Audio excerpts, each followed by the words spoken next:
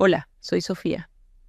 Minutos antes de caminar hacia el altar para casarme con el amor de mi vida, escuché a mi futura suegra decirles a sus amigas que solo de pensar en ver a esa gorda metida en un vestido de novia, le daba náuseas. Y en ese instante, el mundo, que había construido con tanto amor y esperanza, se hizo añicos. El dolor no fue solo emocional. Sentí una punzada física en el pecho, como si sus palabras hubieran sido un golpe real, dejándome sin aire en medio del lujo y la opulencia de la suite nupcial. Todo se detuvo. ¿Alguna vez te has sentido tan humillada que el dolor se vuelve físico, paralizante? Antes de que te cuente qué pasó cuando mi prometido, Mateo, escuchó esas mismas palabras y entró en la habitación. Déjame un comentario diciéndome desde dónde me estás viendo y suscríbete al canal. Créeme, no querrás perderte la expresión en el rostro de Isabela cuando se dio cuenta de que su veneno no había caído en oídos sordos. El escenario era la suite presidencial de uno de los hoteles más exclusivos de Coral Gables, un lugar que gritaba riqueza y tradición, dos cosas de las que yo carecía por completo. El aire olía a lirios blancos y a un perfume caro que no era el mío. Me sentía como una actriz interpretando un papel para el que no había sido elegida, especialmente bajo la mirada vigilante de Isabela, la madre de Mateo. Durante meses, su desaprobación había sido una corriente subterránea en cada conversación. Sus consejos sobre un entrenador personal, sus comentarios sobre mi saludable apetito en las cenas familiares en su mansión de Pinecrest, y su sonrisa tensa que nunca llegaba a sus ojos fríos. Ella era la matriarca perfecta de una familia perfecta de Miami, y yo, una simple bibliotecaria de Kendall, era la pieza que desentonaba en su impecable rompecabezas social, una mancha en su legado. Mi vestido de novia, colgado frente al espejo, era la única cosa en esa habitación que se sentía verdaderamente mía. Lo habíamos elegido mi madre y yo en una pequeña boutique, y representaba todos mis sueños de un futuro lleno de amor y aceptación. Pero ahora, al mirarlo, solo veía una armadura que no me protegería de la batalla que se libraba en mi interior. Junto a él, sobre el tocador de mármol, descansaba el brazalete de la familia. Isabela me lo había dado una semana antes, en una ceremonia privada que se sintió más como una inspección. Al ponérmelo, su cierre me pellizcó la piel, dejándome una marca roja. Es una reliquia, un poco ajustada, dijo con esa falsa dulzura. Quizás deberías evitar la sal estos días, querida. En ese momento no lo entendí del todo, pero ahora su significado era tan claro y doloroso como la hendidura que dejaba en mi muñeca. Yo no encajaba. Amaba a Mateo con todo mi ser. Él era mi refugio, mi cómplice, la razón por la que soportaba el escrutinio silencioso de su madre. Él era diferente a su familia. Veía más allá de las apariencias y el estatus. Sin embargo, cada vez que intentaba explicarle cómo me hacían sentir los comentarios de Isabela, él minimizaba la situación. Mi amor, ya sabes cómo es mi mamá. Es intensa, pero te quiere a su manera. No te lo tomes tan a pecho, me decía, abrazándome para cerrar la conversación. Su lealtad a ella, nacida de años de costumbre, me dejaba completamente sola en mi lucha. Él no veía la malicia calculada detrás de cada consejo, la crueldad disfrazada de preocupación. No entendía que su madre no estaba tratando de ayudarme, sino de desmantelarme pieza por pieza, hasta que no quedara nada de la mujer de la que él se había enamorado. Apenas unos minutos antes de que el mundo se viniera abajo, hubo un instante de pura, ingenua esperanza. Me paré frente al espejo de cuerpo entero, con el vestido puesto, y por un segundo logré silenciar las voces de la duda. Vi a una novia, no a una impostora. Vi el brillo en mis ojos, el amor que sentía por el hombre que me esperaba al final del pasillo. Me dije a mí misma que podía hacerlo, que nuestro amor era más fuerte que su prejuicio. Iba a casarme con Mateo, no con su familia. Me aferré a esa idea con todas mis fuerzas. Respiré hondo y sentí una oleada de determinación. Iba a caminar por ese pasillo con la cabeza en alto, sonriendo, y demostrarle a Isabela y a mí misma que mi lugar estaba allí, junto a su hijo. Fue la calma antes de la tormenta más devastadora de mi vida. Fue entonces cuando lo escuché. Me había metido en el vestidor contiguo, un pequeño cuarto forrado de espejos, para ajustar mi velo. La puerta de madera maciza quedó entreabierta, y las voces del otro lado llegaron con una claridad espantosa. Era Isabela hablando con sus amigas. Su tono no era de enojo ni de frustración, sino de un desdén casual, casi divertido, como si estuviera comentando sobre el mal gusto de un invitado. «Les juro que es una prueba para mí», dijo, y escuché el tintineo de copas de champán. Solo de pensar en ver a esa gorda metida en un vestido de novia, me da náuseas. Y entonces la risa. No fue una risa estruendosa, sino un coro de risitas agudas y cómplices, el sonido de mujeres que se sentían superiores, unidas por su desprecio compartido hacia mí. El impacto fue total. No lloré. Ni siquiera jadeé. Fue como si una ola de agua helada me hubiera inundado por dentro, congelando cada emoción y cada pensamiento. El sonido del hotel, la música suave que se filtraba desde el jardín, todo se desvaneció. Mi universo se redujo a mi reflejo en los espejos del vestidor. Veía mi cara, mi vestido, el velo que cubría mi cabello, pero era como mirar a una extraña, a una tonta, que se había atrevido a soñar con un cuento de hadas. Las palabras de Isabela, gorda, náuseas, rebotaban en mi cabeza, despojando al vestido de toda su magia, convirtiéndolo en un disfraz ridículo, en la prueba de mi humillación. El amor y la felicidad que había sentido momentos antes se evaporaron, dejando un vacío frío y doloroso. Pero después del shock inicial, algo más comenzó a crecer en ese vacío. Una rabia fría, silenciosa y afilada. Miré mi muñeca, la marca roja que el brazalete familiar me había dejado. Ya no era un símbolo de no encajar. Era una cadena, una marca de propiedad que yo nunca había aceptado.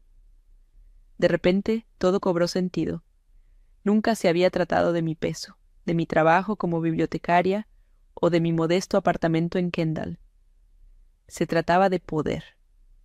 Para Isabela, yo era una amenaza, una impureza en su linaje cuidadosamente curado. La humillación no era un daño colateral, era el objetivo. Y en esa revelación sentí cómo años de inseguridad se solidificaban en una columna de acero dentro de mí. Se acabó. Ya no iba a pedir permiso para existir ni a mendigar una aprobación que nunca llegaría. Me quedé inmóvil, escuchando cómo la conversación al otro lado de la puerta derivaba hacia temas triviales. El tráfico en el downtown, las próximas vacaciones en los Hamptons.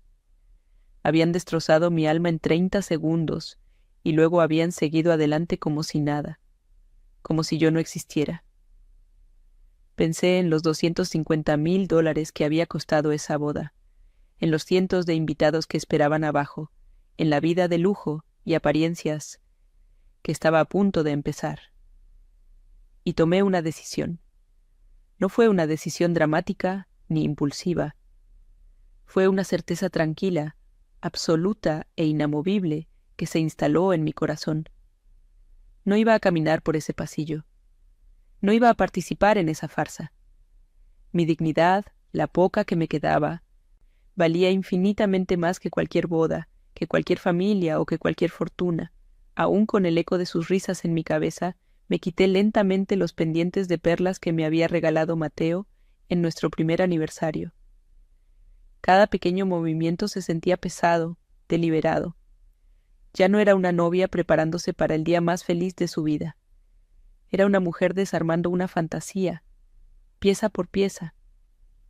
Miré mi reflejo y vi la determinación endureciendo mis facciones. La tristeza estaba ahí, en el fondo, pero la rabia era un escudo protector que me mantenía en pie. No habría lágrimas. No le daría a Isabela la satisfacción de verme rota. Afuera, la música clásica seguía sonando, una banda sonora irónica para la demolición de mis sueños. Pensé en mi madre, sentada en primera fila, con su vestido azul lleno de orgullo. El dolor por ella fue lo único que amenazó con quebrar mi compostura, pero me aferré a la certeza de que ella, más que nadie, entendería que la dignidad es un precio que no se negocia, ni siquiera por amor. La puerta del vestidor se abrió con un suave crujido y mi corazón dio un vuelco. Era Mateo. Su rostro, normalmente sereno y sonriente, estaba tenso por la preocupación. «Mi amor, ¿estás bien? Todos te están esperando. Estás pálida», dijo, acercándose. Sus ojos recorrieron mi rostro buscando una respuesta y por un instante quise derrumbarme en sus brazos y dejar que él lo arreglara todo, como siempre hacía. Pero esta vez era diferente. Esta vez su consuelo no sería suficiente. Esta vez el problema no era algo externo que pudiéramos enfrentar juntos. El problema estaba en su sangre, en la mujer que le dio la vida y que ahora intentaba envenenar la mía. Su amor era mi refugio, pero ese refugio tenía un guardián en la puerta que me consideraba una plaga, y yo ya no podía seguir ignorándolo, fingiendo que sus llaves no me herían cada vez que me cerraba el paso. Antes de que pudiera encontrar las palabras, la voz de Isabela atravesó el aire desde el pasillo, nítida y autoritaria, quejándose con el organizador de la boda sobre la disposición de las orquídeas en el salón. ¡Inaceptable! Les dije específicamente que no quería nada que pareciera común. Mateo escuchó el tono y su mandíbula se tensó por un segundo, un reflejo que yo conocía bien. Se volvió hacia mí, forzando una sonrisa tranquilizadora. «No le hagas caso, Sofía, ya sabes cómo es. Hoy es nuestro día, solo importamos tú y yo». Y ahí estaba, la misma frase que había usado docenas de veces para apaciguar mis dudas, para barrer debajo de la alfombra las humillaciones sutiles. Pero las palabras que antes me calmaban, ahora sonaban a complicidad, a una ceguera voluntaria que me dejaba completamente sola en el campo de batalla. Él no lo veía, o no quería verlo.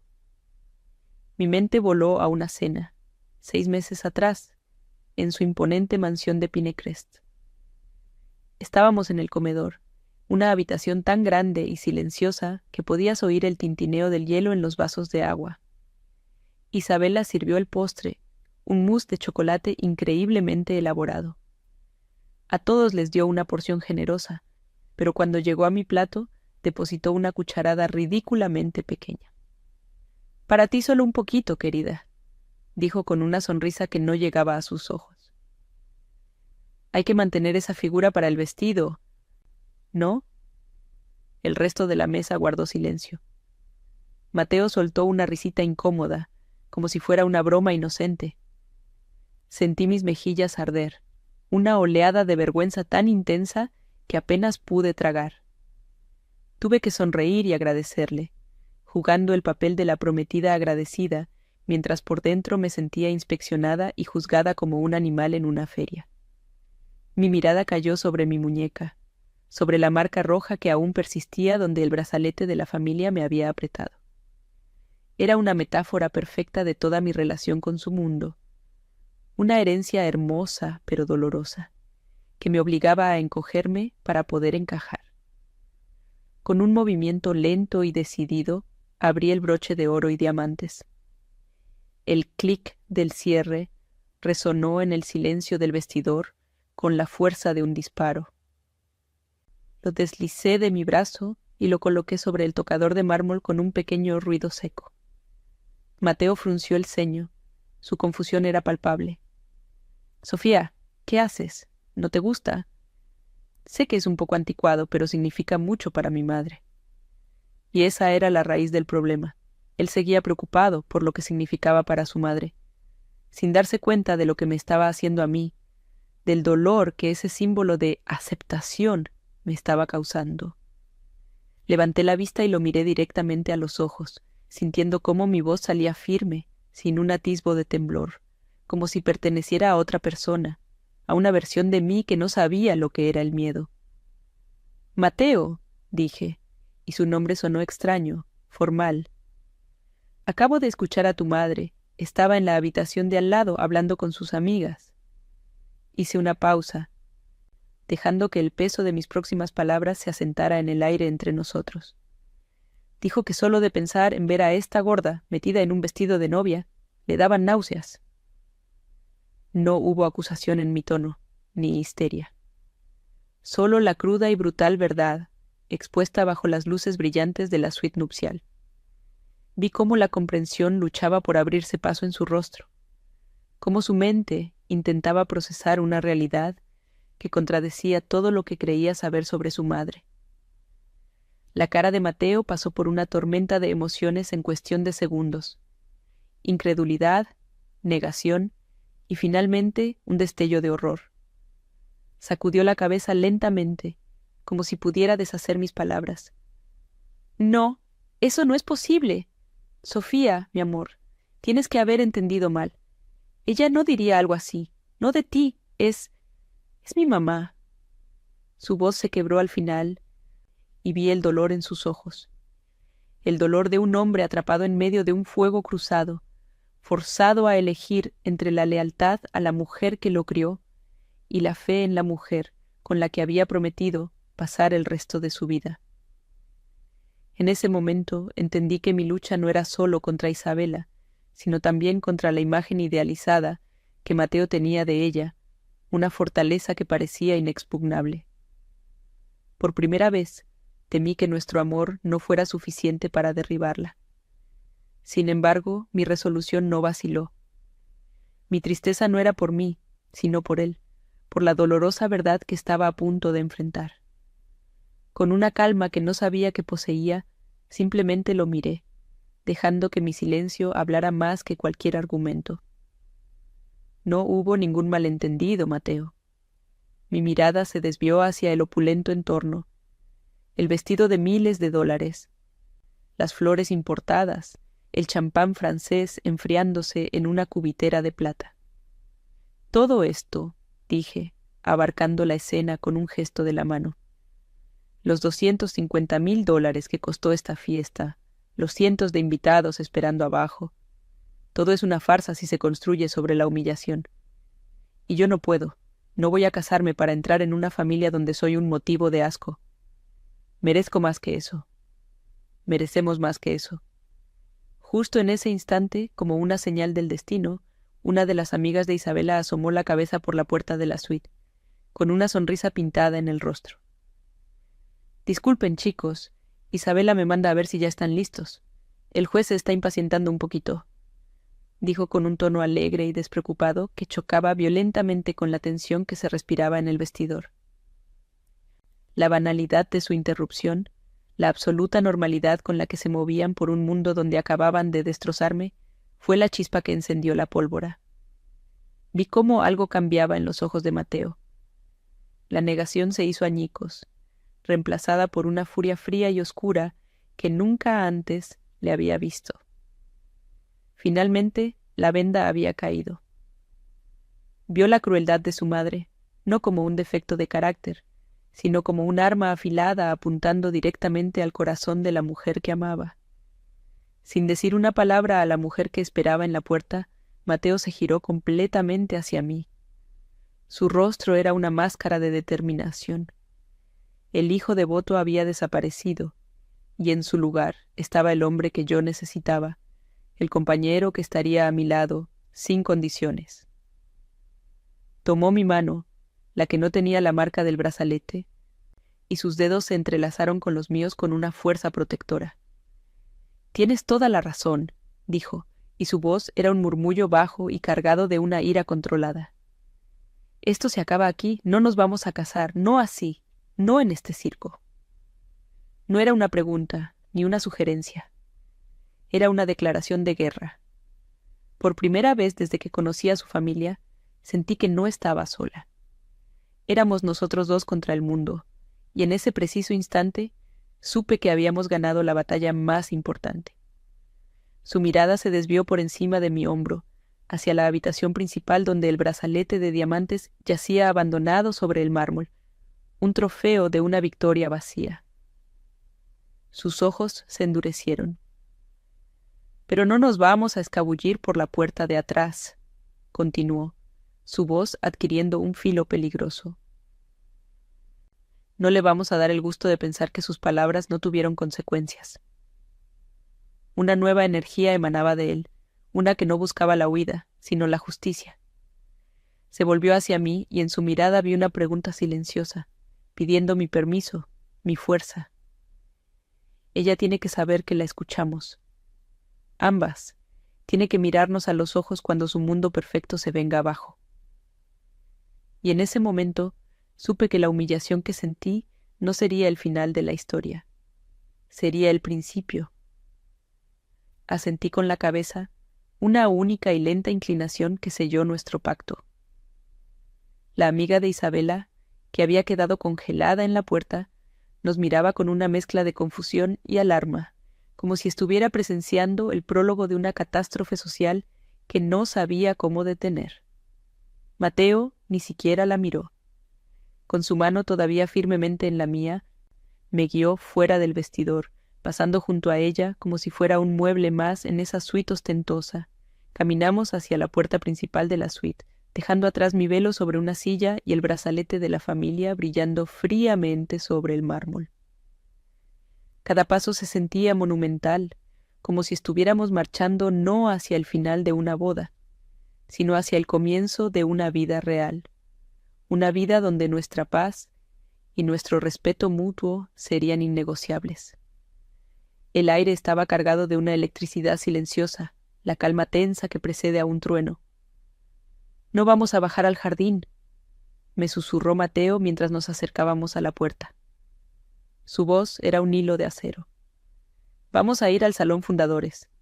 Ella está allí con su círculo íntimo, haciendo un último brindis antes de bajar». El plan era simple, directo y absolutamente aterrador. No íbamos a hacer una escena frente a 200 invitados. Íbamos a llevar la confrontación directamente a la fuente del veneno, en su propio santuario, rodeada de las mismas mujeres que se habían reído de mi humillación. Era una estrategia brillante en su crueldad. Al enfrentarla en privado, pero frente a sus cómplices, le quitaríamos la capacidad de interpretar el papel de víctima ante una audiencia más grande. La obligaríamos a enfrentar la fea verdad de sus palabras sin el melodrama de un escándalo público, lo cual, para una mujer obsesionada con la imagen como Isabela, era un castigo mucho peor. El pasillo del hotel, alfombrado y silencioso, se sentía como el corredor más largo del mundo. Aún llevaba puesto mi vestido de novia, una nube de seda y encaje que ahora parecía un disfraz grotesco para la misión que estábamos a punto de emprender. Una camarera del servicio de habitaciones pasó a nuestro lado y nos sonrió con dulzura. «¡Felicidades! ¡Qué hermosa se ve la novia!», dijo, ajena a la tormenta que se gestaba bajo la superficie.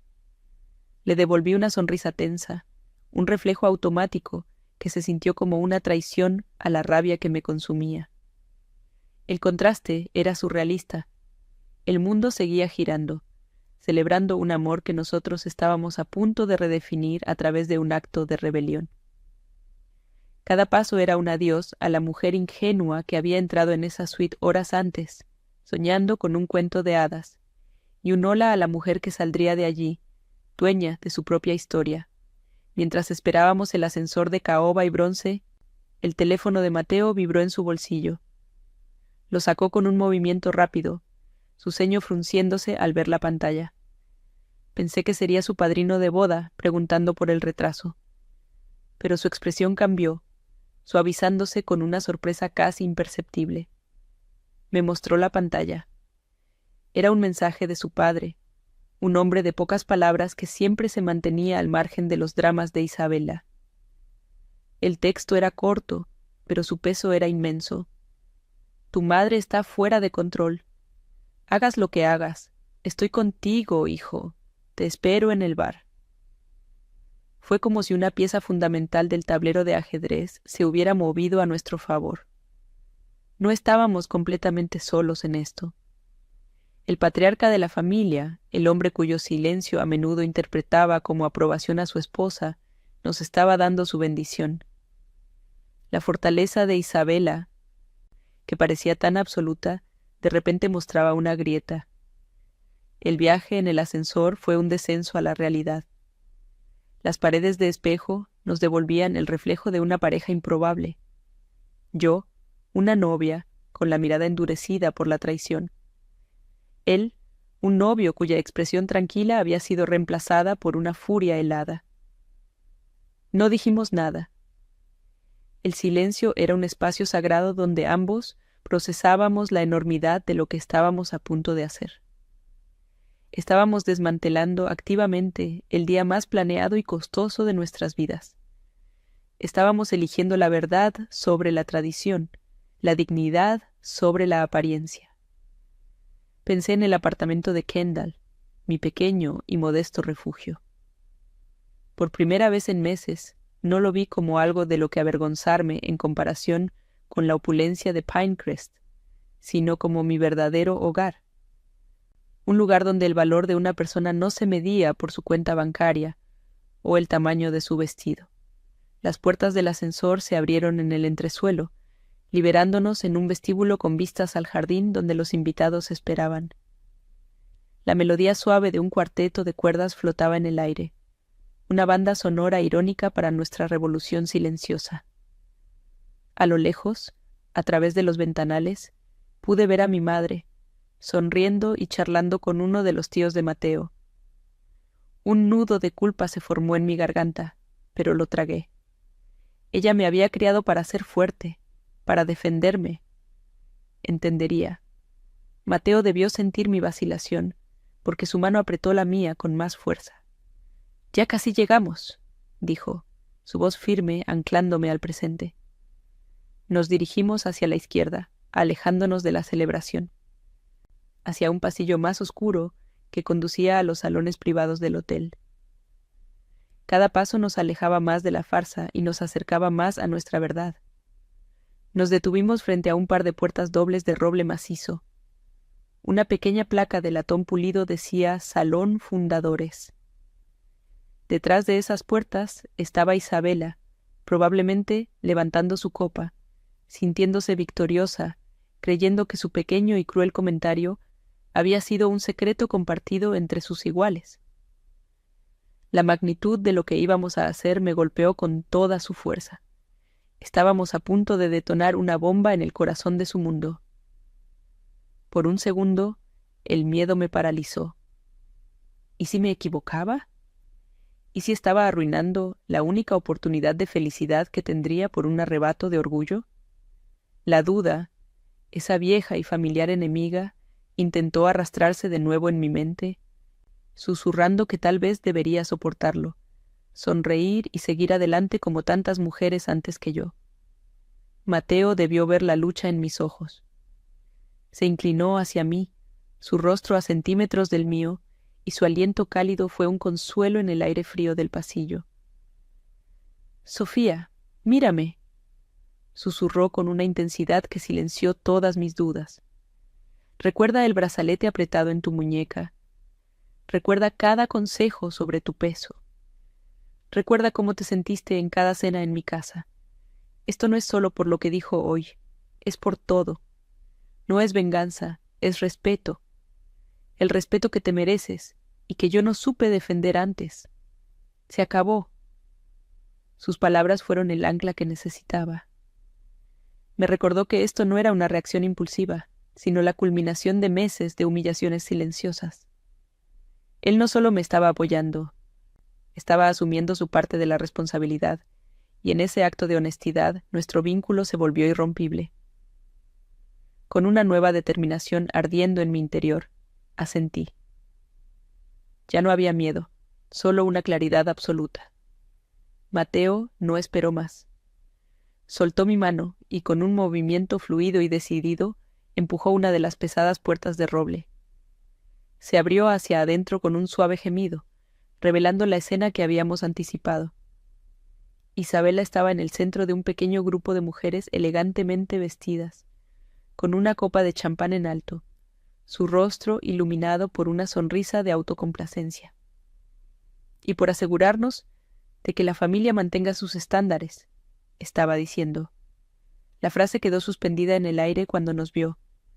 El sonido de las risas y las conversaciones se cortó abruptamente, como si alguien hubiera apagado un interruptor. Todas las miradas se clavaron en nosotros, una novia y un novio, que claramente no estaban donde se suponía que debían estar. La sonrisa de Isabela se congeló, convirtiéndose en una máscara de confusión y luego de irritación. Sus ojos pasaron del rostro furioso de Mateo al mío, extrañamente sereno. Noté cómo su mirada bajó instintivamente a mi muñeca, registrando la ausencia del brazalete familiar. Pude ver el momento exacto en que la comprensión comenzó a amanecer en su rostro, un pánico lento y helado que se apoderó de sus facciones perfectamente maquilladas. Abrió la boca para lanzar lo que sin duda habría sido una reprimenda por nuestro retraso, por romper el protocolo, pero las palabras no salieron, se quedó allí con la copa a medio levantar, su mundo de apariencias y control a punto de hacerse añicos. El silencio en la habitación era ensordecedor. La confrontación había comenzado, y por primera vez en nuestra relación yo no era la que se sentía pequeña e indefensa. El poder había cambiado de manos. Fue como si el tiempo se hubiera detenido en el umbral de esa puerta. La imagen de Isabela, con su copa de champán a medio camino de sus labios y una sonrisa de superioridad congelada en su rostro, se grabó en mi mente para siempre. Sus amigas, un coro de mujeres vestidas de seda y joyas, nos miraban con los ojos muy abiertos, sus conversaciones frívolas interrumpidas en seco. El aire, que segundos antes vibraba con risas y el tintineo del cristal, se volvió denso, pesado y absolutamente silencioso. En ese silencio sentí un cambio tectónico. El poder, que ella había ostentado sobre mí durante meses con tanto cuidado y crueldad, se había evaporado. Ya no era la bibliotecaria de Kendall tratando de encajar.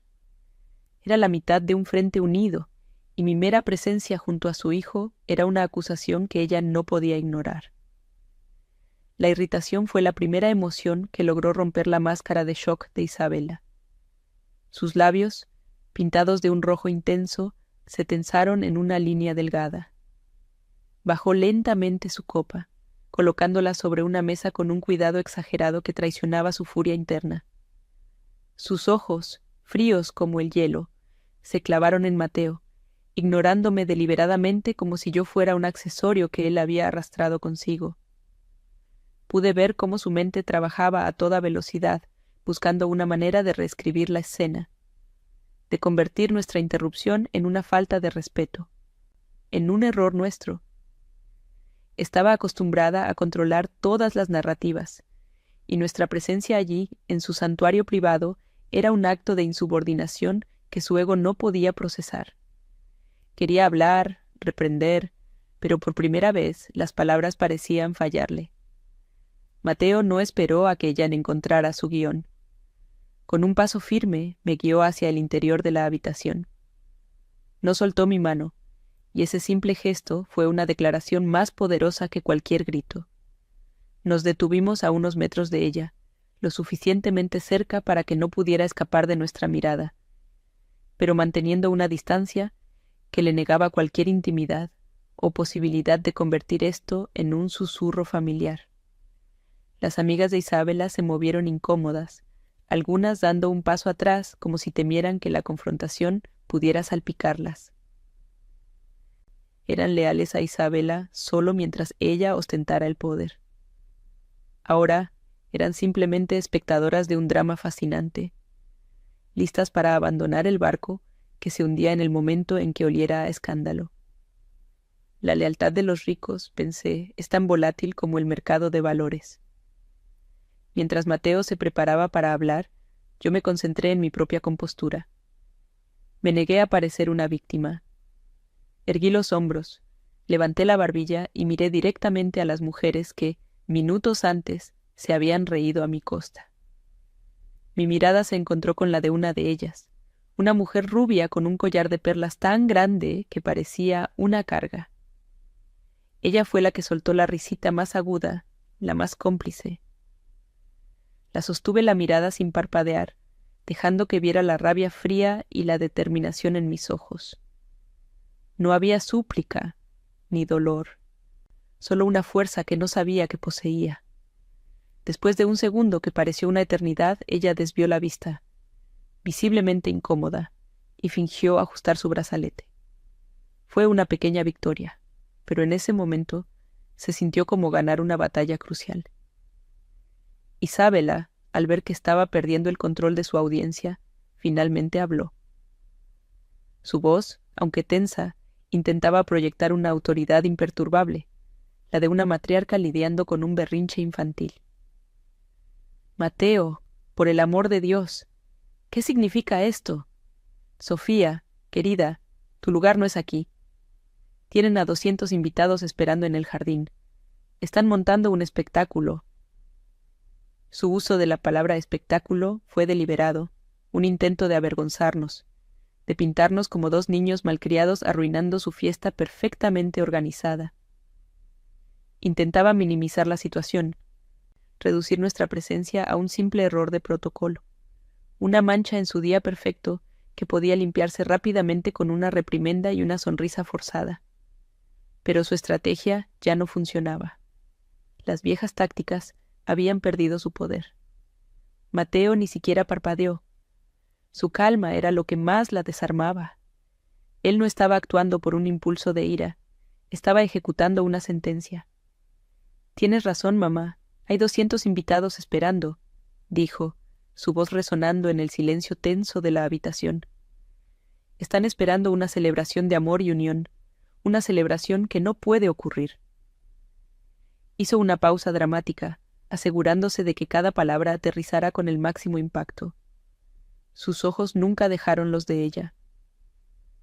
Porque acabo de descubrir que la familia, a la que estoy a punto de traer a mi futura esposa, la desprecia. Acabo de descubrir que mi propia madre siente náuseas al pensar en ella.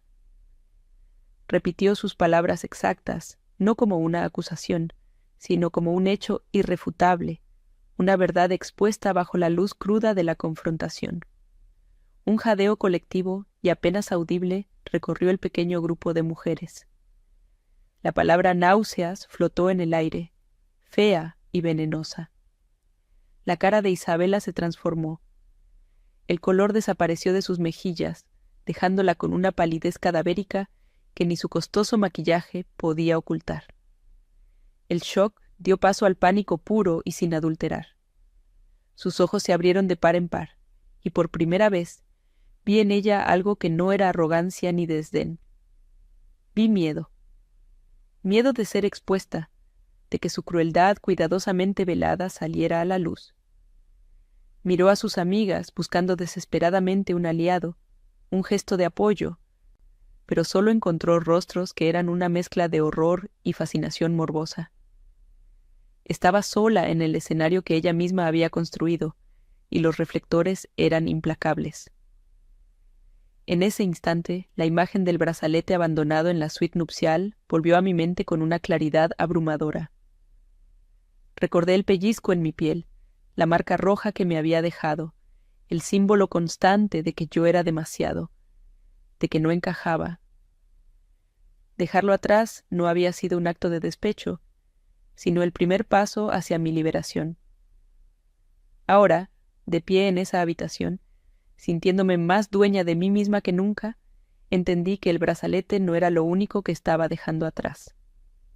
Estaba abandonando la necesidad de su aprobación, la idea de que mi valor dependía de si encajaba en su molde perfecto. Estaba dejando atrás a la mujer que sonreía y aguantaba para no causar problemas. Esa Sofía había muerto en el vestidor, y la que estaba aquí ahora no tenía nada que perder. Isabela intentó recuperarse, reuniendo los últimos vestigios de su arrogancia. Eso es ridículo. Es una mentira absurda, siseó, su voz temblorosa traicionando su negación. Sofía te ha estado llenando la cabeza de tonterías. Siempre supe que era una manipuladora. Fue un movimiento desesperado, un intento de pintarme como la villana, la intrusa que había envenenado a su amado hijo en su contra. Pero era demasiado tarde. La evidencia estaba en la propia reacción de Mateo, en la convicción inquebrantable de su mirada. Nadie en esa habitación le creyó. Sus amigas, expertas en leer las corrientes subterráneas del poder social, ya la estaban juzgando, recalculando su lealtad. Podía sentir cómo su estatus, su bien más preciado, se desmoronaba en tiempo real. Mateo dio el paso final que sellaría su destino. Se acercó aún más, bajando la voz a un susurro que, sin embargo, todos en la habitación pudieron escuchar. Te escuché, mamá. Estaba parado justo al otro lado de la puerta. Escuché cada palabra. Escuché las risas. Cada sílaba fue un clavo en el ataúd de su credibilidad. Luego se giró, no hacia mí, sino hacia sus amigas, las testigos silenciosas. Y ustedes también lo escucharon.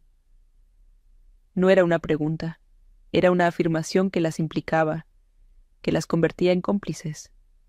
El pánico ahora se reflejaba en sus rostros. La bomba había sido detonada. El caos era inminente y nosotros dos estábamos en el centro tranquilo de la explosión, listos para ver cómo caían los escombros del mundo perfecto de Isabela. El pánico en los rostros de las amigas de Isabela fue casi tan satisfactorio como el terror en el de ella. Se miraron unas a otras, sus sonrisas congeladas transformadas en muecas de horror. Nadie se atrevió a negar las palabras de Mateo. Nadie se atrevió a defender a la mujer cuya aprobación habían buscado con tanto esmero momentos antes. Su lealtad, construida sobre una base de estatus y miedo, se desmoronó en el instante en que el verdadero poder de la habitación, el amor incondicional de un hijo por su futura esposa, se hizo presente. Vi cómo se distanciaban sutilmente de ella, un pequeño paso hacia atrás, un desvío de la mirada, creando un vacío a su alrededor. En el tribunal de la opinión social, el veredicto ya estaba dictado, y ellas no querían ser encontradas culpables por asociación. Isabela, acorralada y despojada de su coro de cómplices, recurrió a la única defensa que le quedaba: el ataque. Su rostro se contorsionó en una máscara de indignación fabricada, sus ojos lanzando dagas en mi dirección. «Eres una pequeña revista manipuladora», escupió, su voz un siseo venenoso. «Le has llenado la cabeza de mentiras a mi hijo. Todo esto es un plan para humillarme y quedarte con su dinero». Fue un intento patético y desesperado de retomar el control, de pintar la situación como una conspiración en su contra, conmigo como la mente maestra. Pero sus acusaciones sonaron huecas, vacías, el último rugido de una reina cuyo trono se estaba desmoronando bajo sus pies. Miró a Mateo, buscando desesperadamente cualquier vestigio del hijo leal que siempre había obedecido, pero solo encontró a un extraño, a un hombre que la miraba con una decepción tan profunda que era casi tangible. Mateo ni siquiera se inmutó. Su calma era un muro de acero contra el que las acusaciones de su madre se estrellaban y caían sin hacer mella. «No, mamá», dijo. Su voz era baja, pero cortaba el aire como un bisturí. «Se acabó el justificar tu crueldad diciendo, así es ella. Esto es lo que eres. Y finalmente lo veo». Esta frase, el eco de todas las veces que había minimizado mi dolor, fue mi verdadera reivindicación. Era su admisión de ceguera, su arrepentimiento y su promesa. Luego se giró ligeramente para que todos en la habitación pudieran escucharlo con claridad. «La boda se cancela. No voy a casarme para entregar a la mujer que amo a una familia que la considera un motivo de náuseas. Nuestro matrimonio no comenzará con una mentira». La declaración fue final. irrevocable. El sonido de un futuro rompiéndose y otro, mucho más real, naciendo. En ese momento miré mi propia muñeca, ahora desnuda. La marca roja que el brazalete familiar me había dejado comenzaba a desvanecerse, y sentí una liberación tan profunda que casi me hizo tambalear. El brazalete no era solo una joya, era un grillete, un recordatorio constante de que yo era demasiado grande, demasiado sencilla, demasiado yo para su mundo. Y al dejarlo atrás, no solo había rechazado su herencia, sino también su juicio. Ver a Isabela allí, expuesta y sin poder, fue como ver cómo se rompían las cadenas invisibles que me habían atado durante meses. Ya no necesitaba su aprobación, ya no necesitaba encajar. Mi valor no estaba en su aceptación, sino en mi propia capacidad para decir basta. Por primera vez, en medio del lujo de ese hotel, me sentí verdaderamente rica. Una de las amigas, la mujer rubia del collar de perlas, fue la primera en romper filas. Murmuró algo ininteligible sobre tener que hacer una llamada urgente y prácticamente huyó de la habitación, sus tacones repiqueteando sobre el suelo de mármol. Su partida fue la señal que las demás necesitaban. En menos de un minuto el salón se vació, dejando a Isabela completamente sola en medio de su humillación. Cada amiga que se escabullía por la puerta era una confirmación de su caída. Ellas, que habían reído con ella, ahora la abandonaban a su suerte.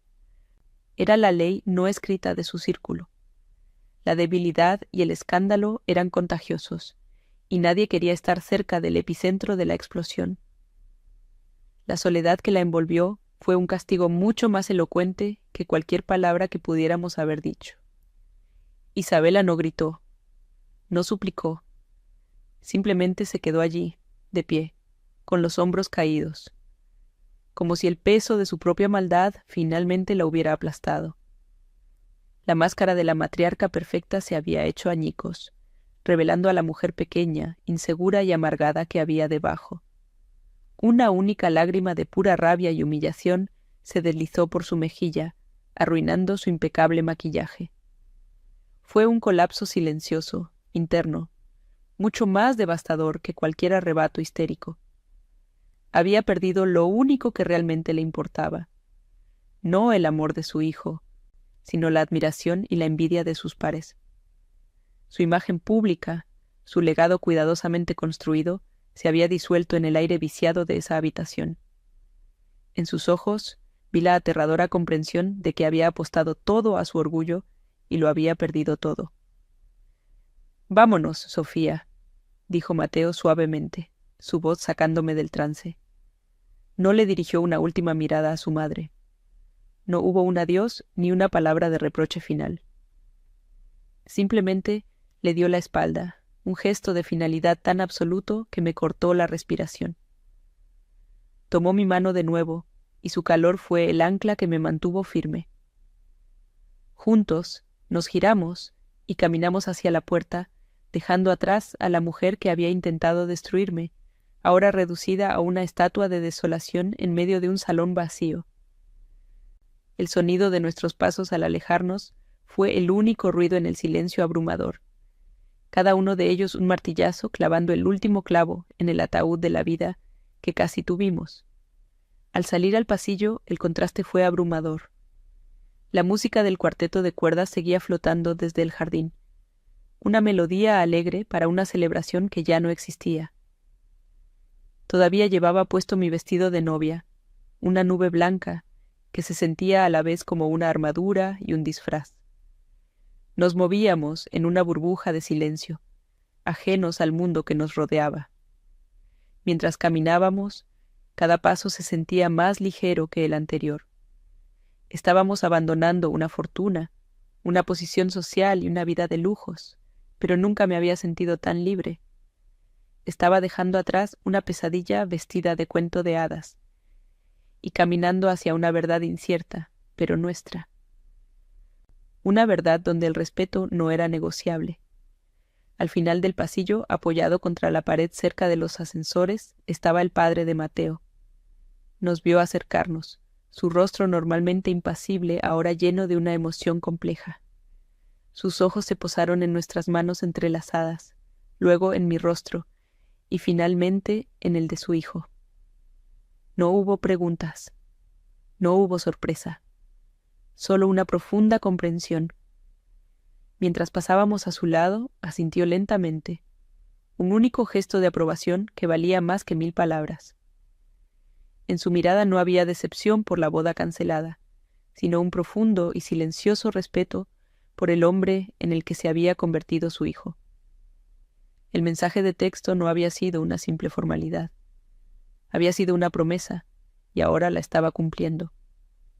Justo cuando llegamos al ascensor, la organizadora de la boda apareció corriendo por el pasillo, con el rostro pálido por el pánico.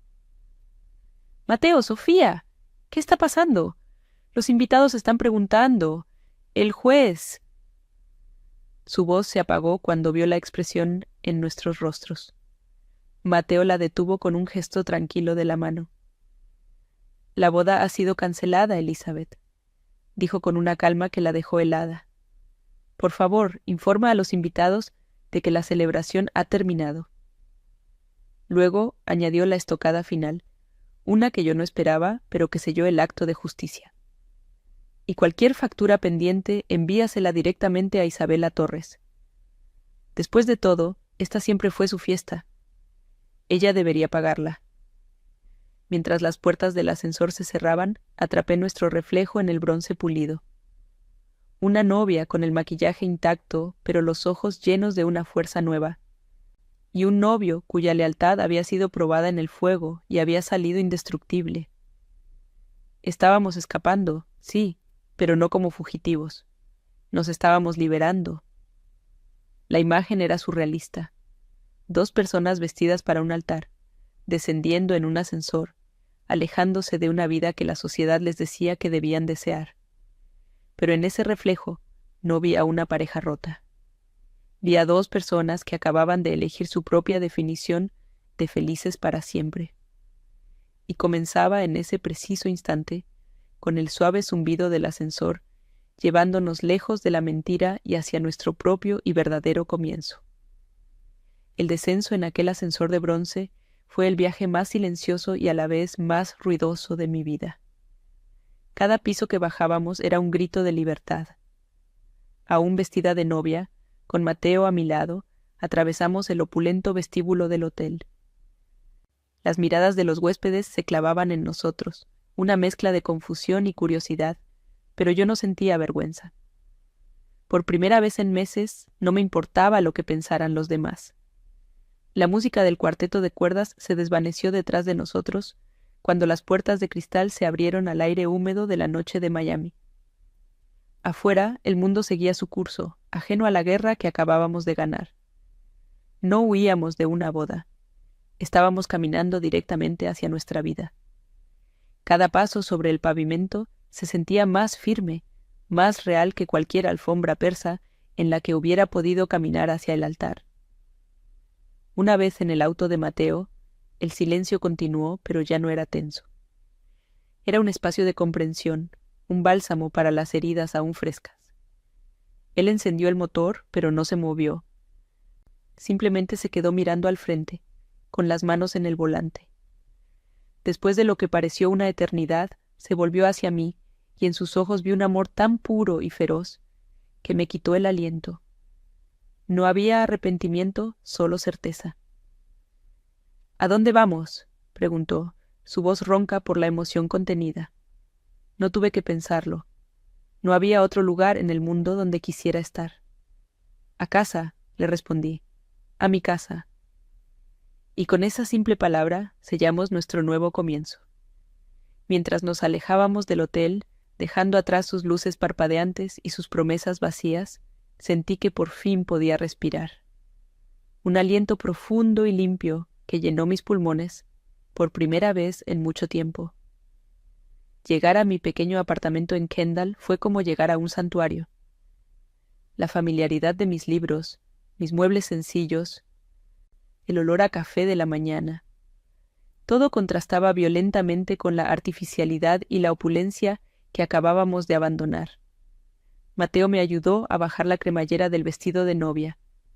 La tela, que había costado una pequeña fortuna y había sido el centro de tanto dolor, cayó al suelo en un montón de seda y encajes sin vida. Me quedé en mi ropa interior, mirándolo, y me sentí más hermosa y más yo misma que en cualquier momento de ese día. Él se quitó el smoking, deshaciéndose de la última pieza del disfraz. Nos quedamos allí, en medio de mi sala, despojados de todo el espectáculo, y nos abrazamos. No fue un abrazo apasionado, sino uno de protección, de alivio. Éramos solo Sofía y Mateo, y eso, por fin, era más que suficiente. Los días siguientes fueron una tormenta de consecuencias prácticas. Tal como Mateo había ordenado, la organizadora de la boda envió la factura final de $250,000 directamente a la mansión de Pinecrest. Esto provocó una llamada furiosa de Isabela. La escuché desde la otra habitación. Su voz era un chillido agudo de indignación y rabia. No hablaba de corazones rotos ni de familias destruidas. Gritaba sobre el dinero, sobre la humillación pública, sobre cómo Mateo le había hecho esto a ella. Mateo la escuchó con una paciencia gélida, y cuando ella finalmente se quedó sin aliento, su respuesta fue tranquila y definitiva. «Este es el precio de tu crueldad, mamá. Considéralo la lección más cara de tu vida». Y colgó. Esa fue la última vez que hablaron en meses. La transacción financiera se convirtió en el epitafio de su relación. La relación de Mateo con su madre quedó, como era de esperar, completamente rota. Ella intentó usar a familiares como intermediarios, enviando mensajes que oscilaban entre la victimización y la amenaza, pero nunca hubo una disculpa. Nunca hubo un reconocimiento de su error. Para Isabela, el problema no era lo que había dicho, sino que la hubieran escuchado. Su padre, por otro lado, llamó a Mateo una semana después. Su conversación fue breve. «Hiciste lo correcto, hijo. Estoy orgulloso de ti», le dijo. No intentó forzar una reconciliación. Simplemente ofreció su apoyo silencioso, una validación que significó el mundo para Mateo y que le dio la fuerza para mantener su distancia, para proteger nuestra nueva paz a toda costa. La fractura en la familia Torres era profunda, y por primera vez Mateo no se sentía responsable de repararla.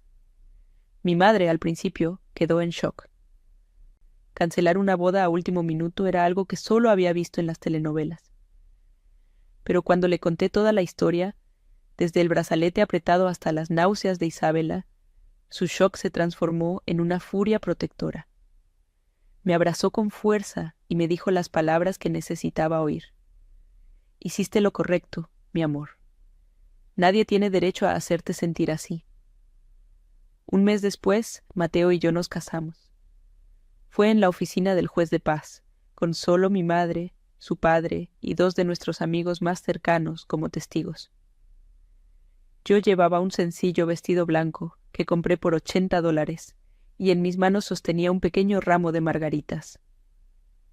Mientras decíamos nuestros votos, miré a Mateo y supe que este era el único lujo que importaba. Un amor que te defiende, que te elige por encima de todo. Nuestra vida juntos comenzó a tomar forma lejos de la sombra de Pinecrest. Mateo renunció a su puesto en el prestigioso bufete de abogados de su familia y aceptó un trabajo en una firma más pequeña en el centro de la ciudad, una donde su mérito importaba más que su apellido.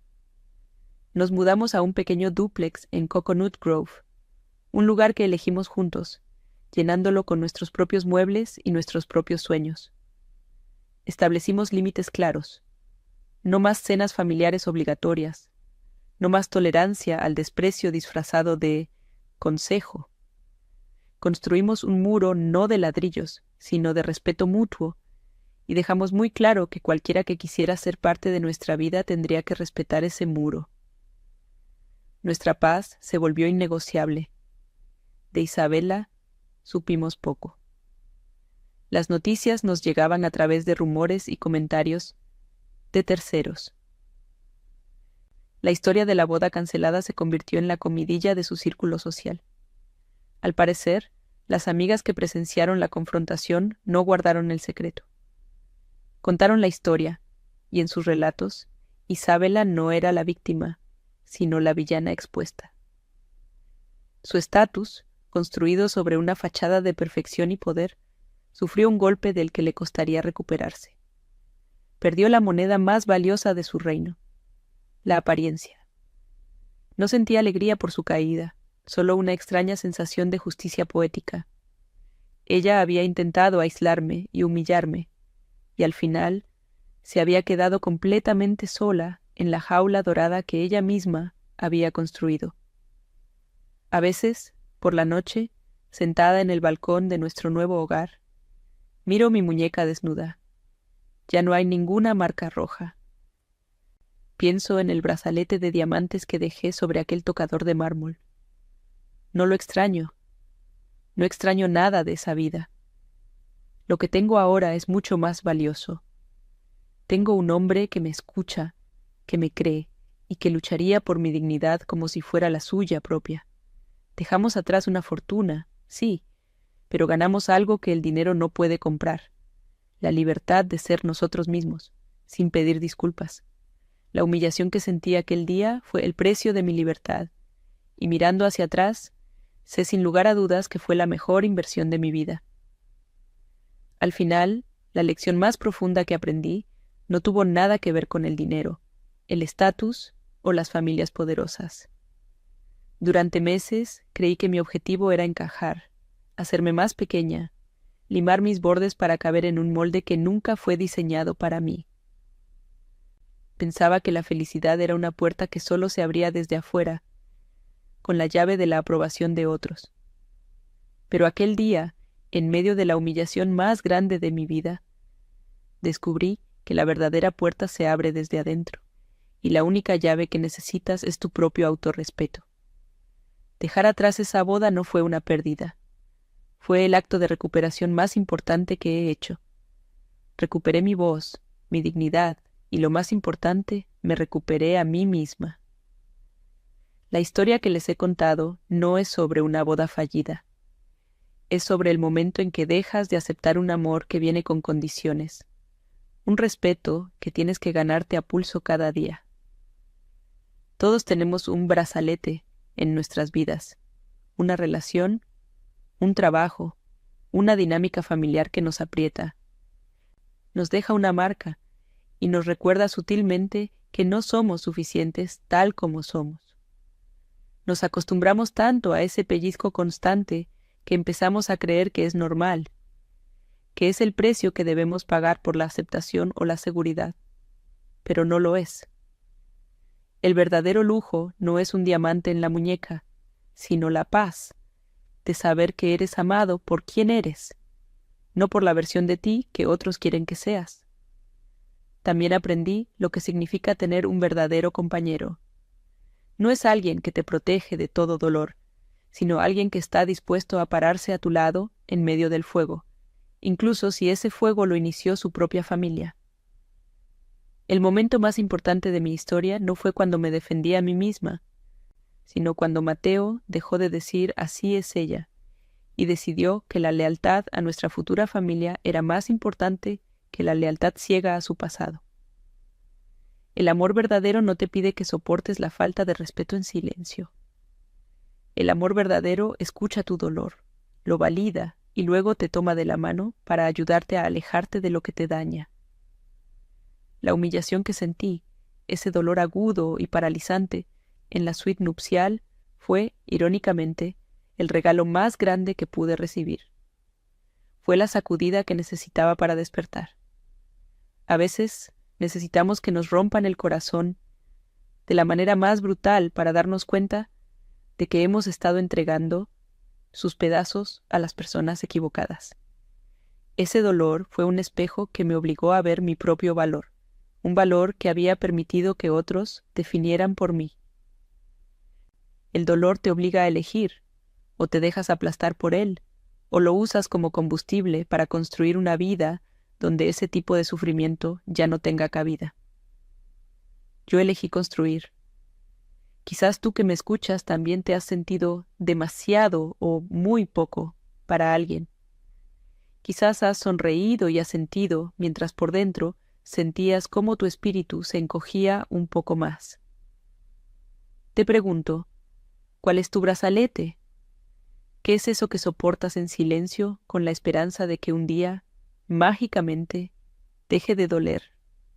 Te prometo que no lo hará. La única persona que puede quitarte esa cadena eres tú.